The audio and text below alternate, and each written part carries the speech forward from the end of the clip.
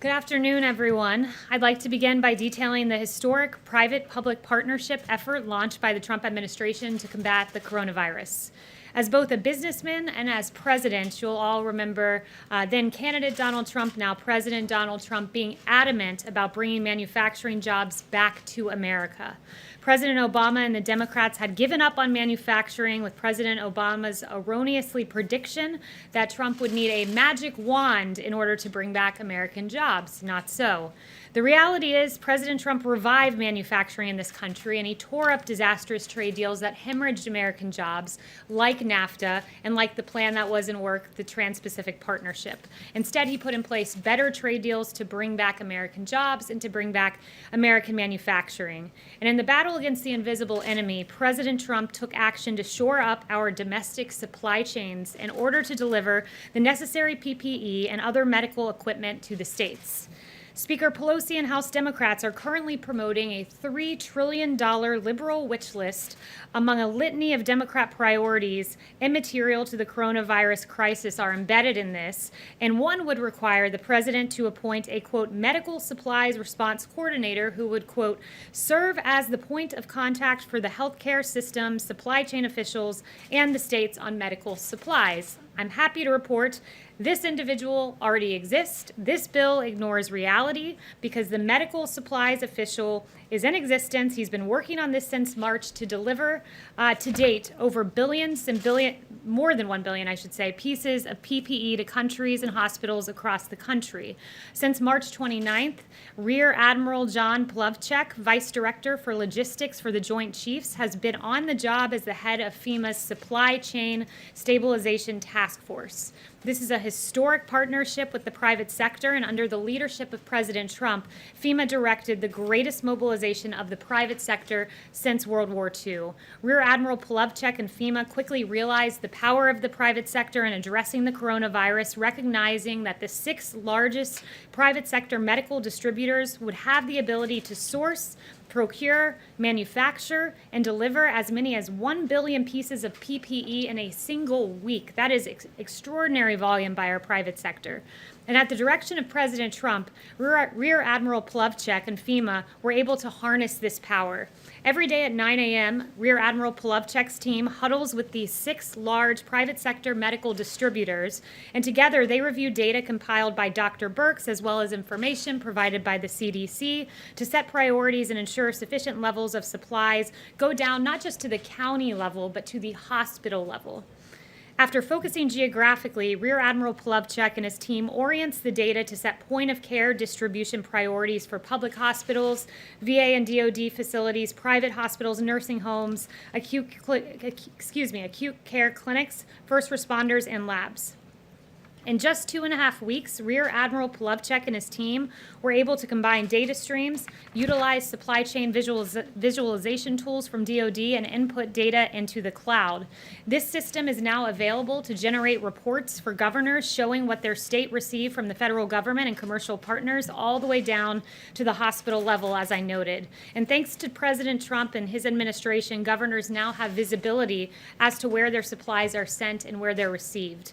And from March 1st through May 10th, this public-private partnership has led to the delivery, and these are extraordinary numbers, of over 113 million N95 respirator masks, nearly 500 million surgical masks, nearly 18 million face shields, and over 12 billion gloves. That is a lot of PPE, and we thank our private sector partners for engaging in this effort with us. Also, I just wanted to note that earlier today, the president held an hour-long call with thousands of Hispanic community, business, and faith leaders across the country. He recognized the many contributions of the Hispanic community to our country and addressed important issues like how to reopen their businesses and build the greatest economy in history again. And finally, before I take questions, I just wanted to note on a separate note that I wanted to acknowledge the passing of Ravi Zacharias, a renowned Christian apologist who left this world yesterday. Our prayers are with Ravi's family during this time. He meant a lot to a lot of people around this administration. And as my father said, Billy Graham was the great evangelist and Ravi Zacharias was the great apologist. And we are all thinking about him and holding him close to our hearts and his family today. And with that, I'll take questions. John.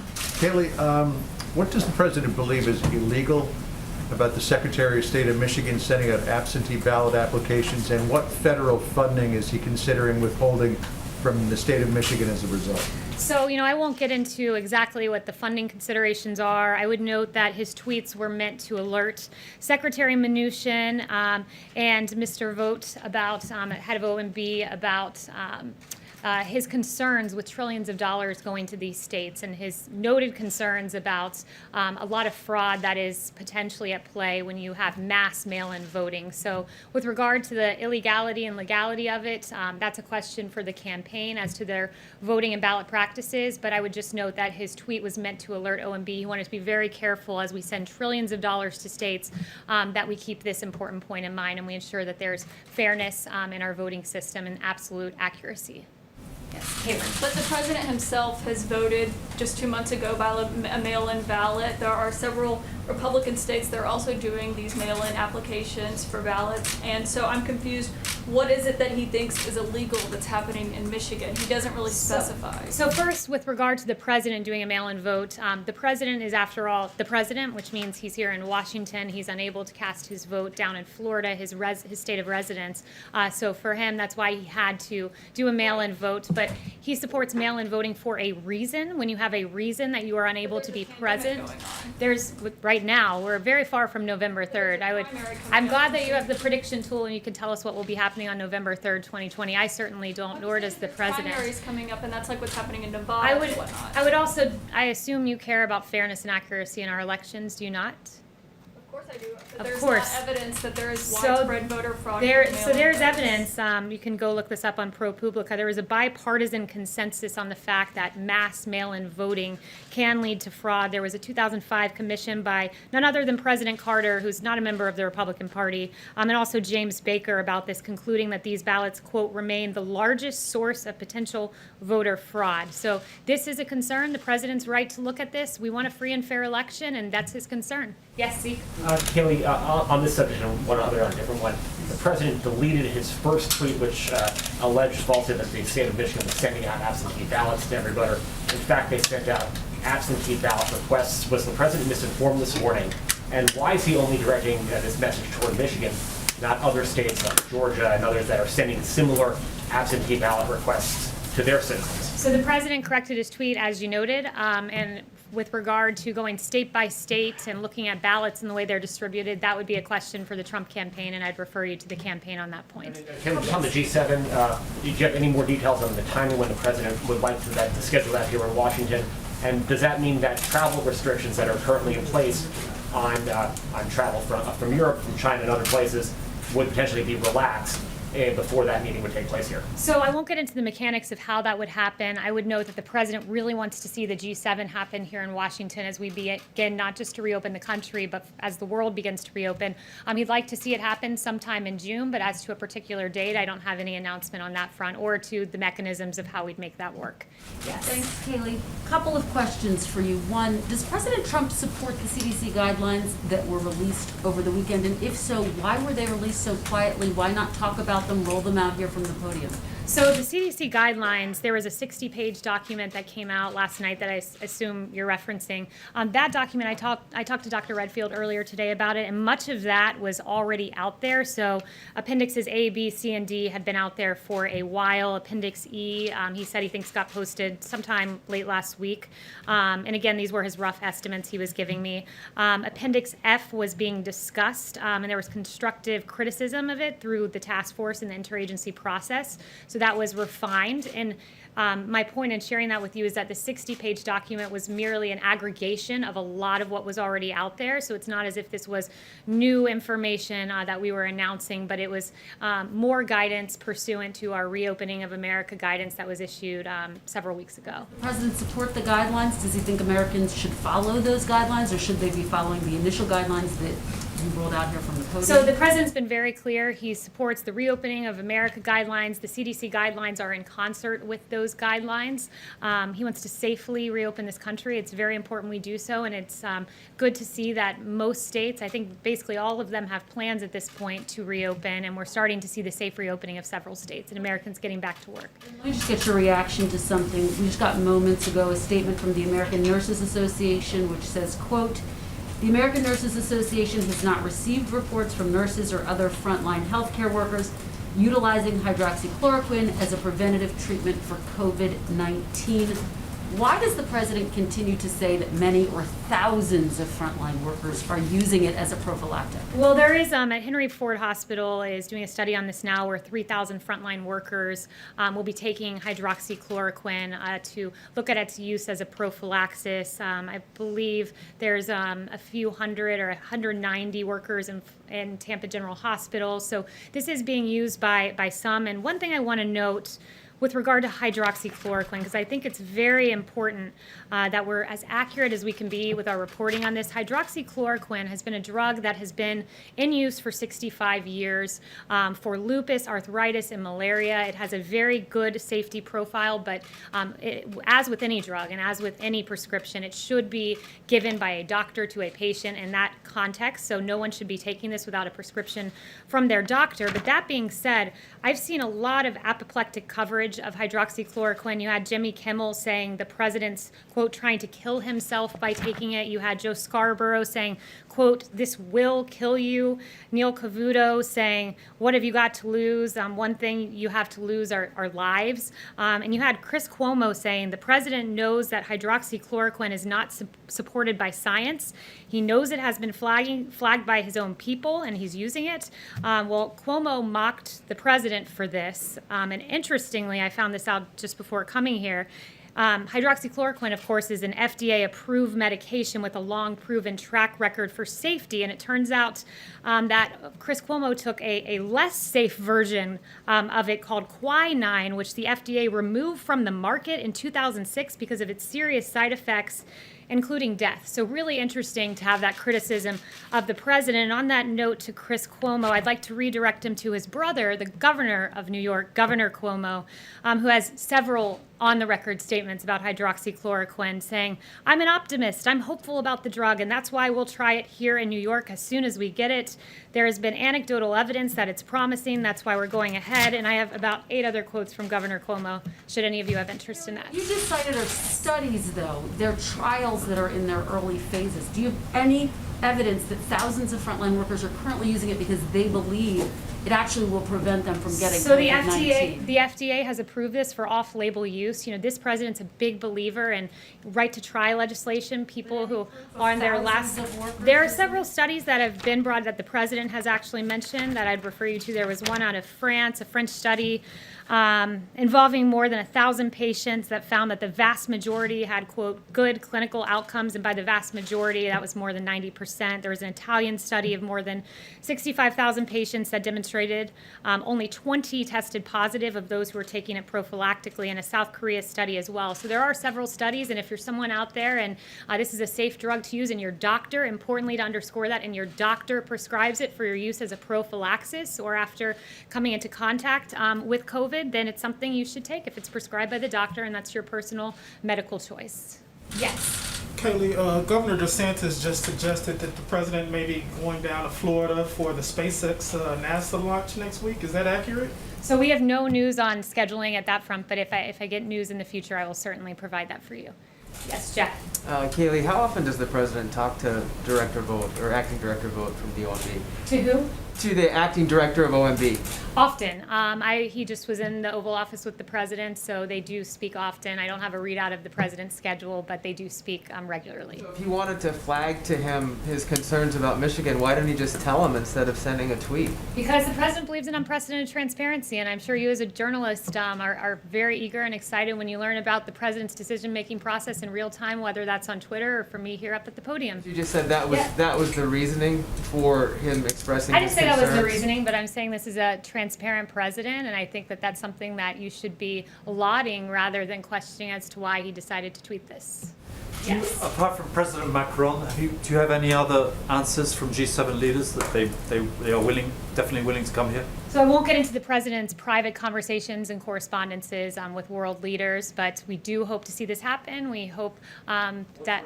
How can you characterize the response as being great, sounds like a good idea, or thinking about it? So I don't have any information about the response from world leaders, but we certainly hope to see this happen. Yes. Yes, thank you.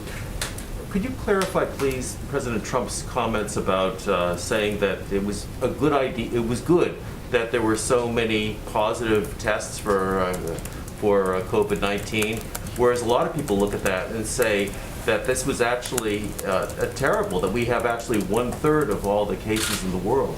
Well, look, I would note this, that the president, what he was saying there is that we are testing. When you have more cases, in order to identify those cases, you have to have tested a high volume of people. So the more you test, the more cases numerically, not necessarily as a percent positive, but numerically, you will see just by volume, sheer volume of your testing. And the president's done an extraordinary job on this front.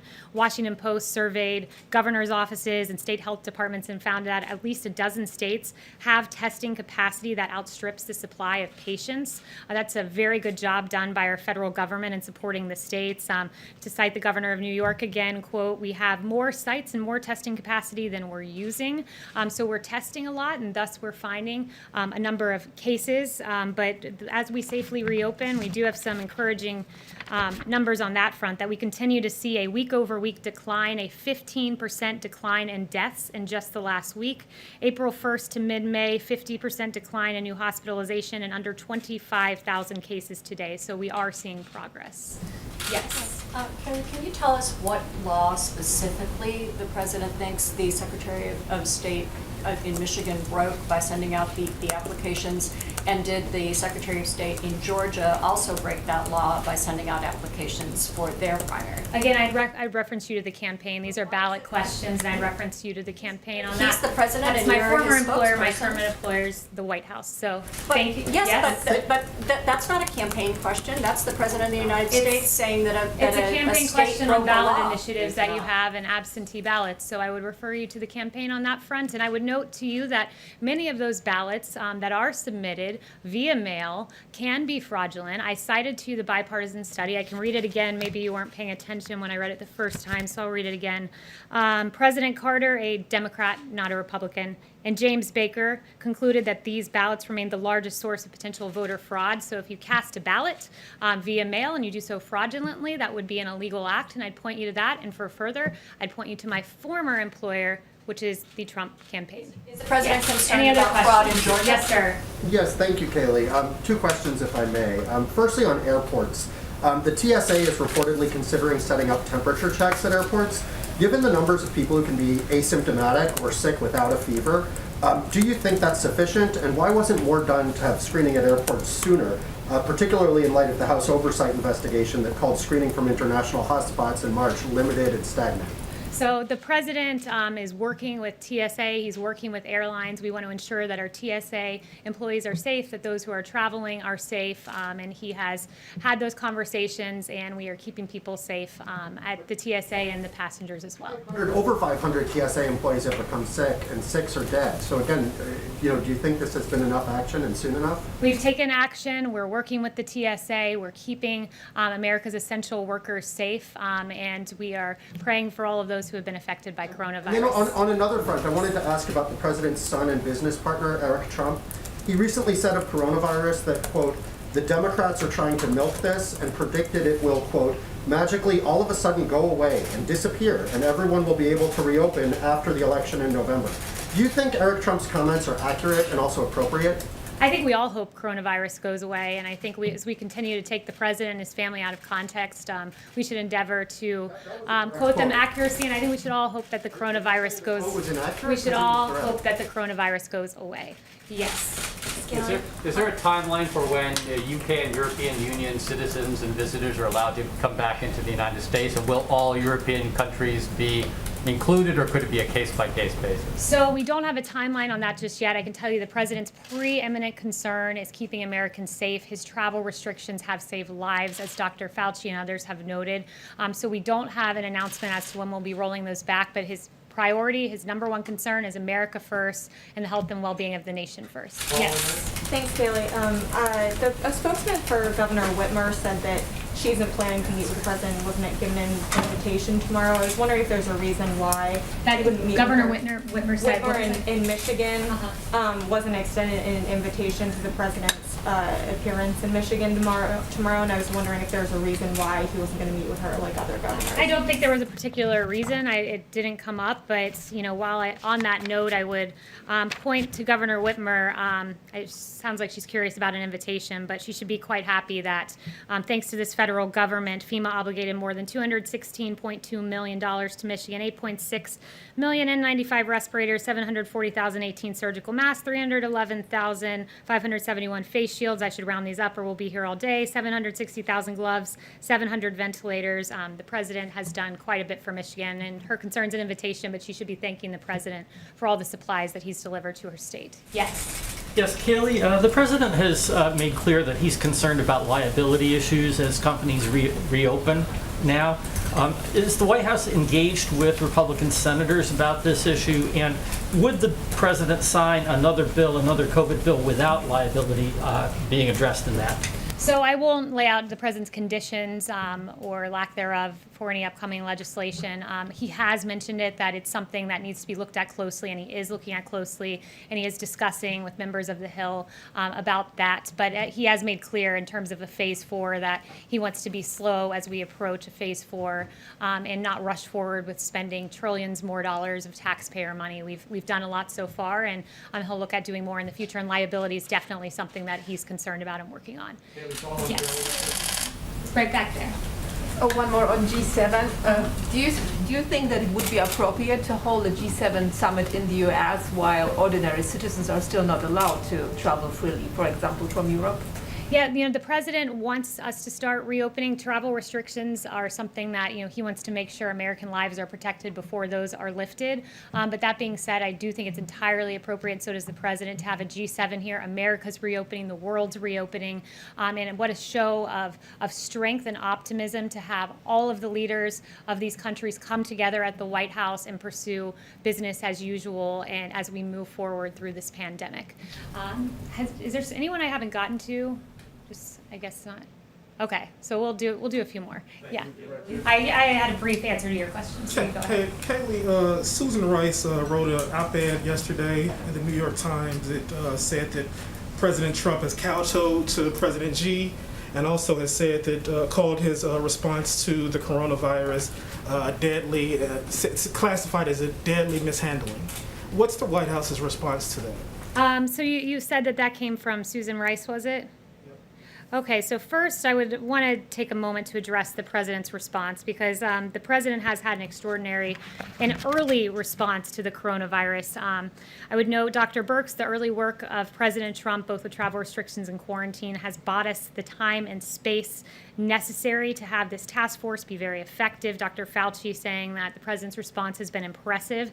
He can't imagine under any circumstance that anyone could be doing anything more. I can go through the actions. There's a detailed timeline out there. January 6th, Wuhan issuing a travel notice issued on Wuhan when there were 0 cases in the United States. The 17th, 0 reported U.S. cases, and there were public health entry screenings at major U.S. airports. Of course, the infamous travel restrictions that were called xenophobic by Democrats on January 31st.